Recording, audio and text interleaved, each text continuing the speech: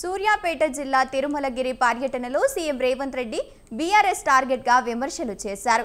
జిల్లాల్లో గెలిచిన ఒక్క ఏకలింగం ఇష్టానుసారంగా మాట్లాడుతున్నారని ఫైర్ అయ్యారు.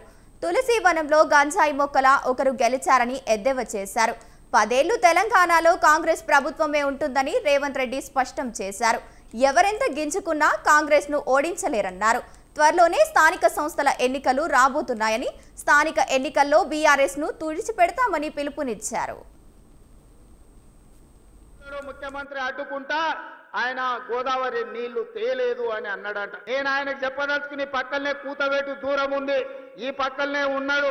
ఆయన ఉన్నది 3 అడుగులు, ఆయన 6 అడుగులు ఎత్తే కూర్చున్నాడంట ముఖ్యమంత్రిని అడ్డుకుంటా అని. 3 అడుగులు ఆయనకు నేను ఒక మాట చెప్పదలుచుకున్నా. 3 రోజులు అవకాశం ఇస్తే గోదావరి జలాలు తుంగతుర్తి నియోజకవర్గానికి తెస్తా అని ఆయన పేపర్ల ప్రకటన చూసిన. 3 రోజులు కాదు, 10 ఏళ్లు మీకు అవకాశం ఇచ్చిండు. ఎందుకు దేవాదుల నుంచి తుంగతుర్తికి నీళ్లు తీసుకురావలేదు? గోదావరి జలాలతోని ఈ ప్రాంత భూములను ఎందుకు తడపలేదు అని నేను అడుగుతున్నా. అందుకే ఆయనకు చెప్పదలుచుకున్నా, అయ్యా గ్లాసులో సోడా పోసినట్టు కాదు గోదావరి జలాలు తుంగతుర్తికి తేవడం అంటే. నీకు తెలిసిన విద్య ఒక్కటే, దొరగారి ముందల చేతులు కట్టుకొని గ్లాసులో సోడా పోయడమే, కానీ నీకు తెలిసిన విద్య అంతకంటే లేదు.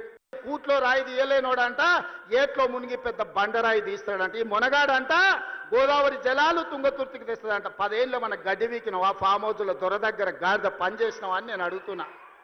10 ఏళ్ళన్నా ఒక్కరోజన్నా ఆలోచన చేసినవా? తులసి వనంలో గంజాయి మొక్కలాక ఆడొక్కడి గెలిచి ఏకలింగం ఏందేందో మాట్లాడుతున్నాడు. ఆ కాంగ్రెస్ పార్టీ కార్యకర్తలారా మీరే చూసుకోండి. ఆ ఏకలింగంను ఇవాళ ఈ నల్గొండ జిల్లా తులసి వనంలో ఒక గంజాయి మొక్క మొలిసింది.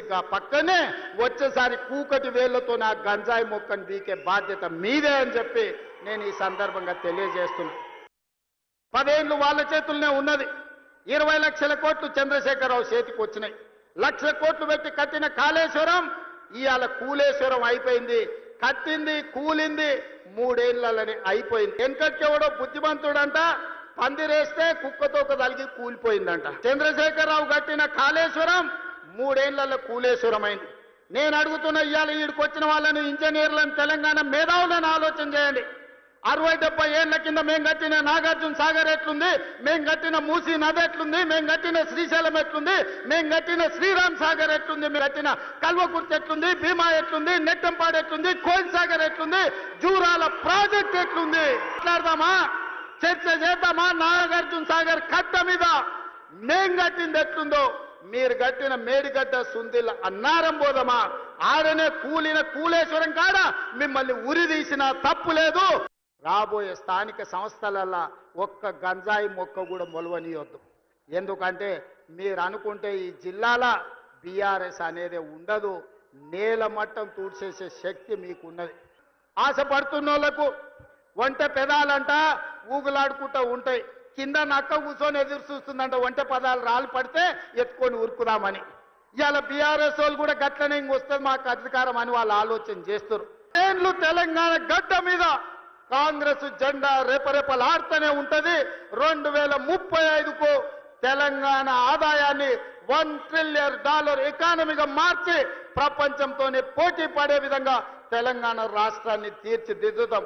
శాతనైతే మామొస్తాడో, అల్లుడొస్తాడో, బామార్దొస్తాడో, బిడ్డొస్తాడో, మొత్తం కట్టగట్టుకొని జాతంత వస్తుందో రాబో బిడ్డ మా కాంగ్రెస్ పార్టీ కార్యకర్తలు చూసుకుంటారు. మీరందరూ ఒక పక్కన నిలబడండి, మా కాంగ్రెస్ పార్టీ కార్యకర్తలు ఇంకొక పక్కన నిలబడతారు.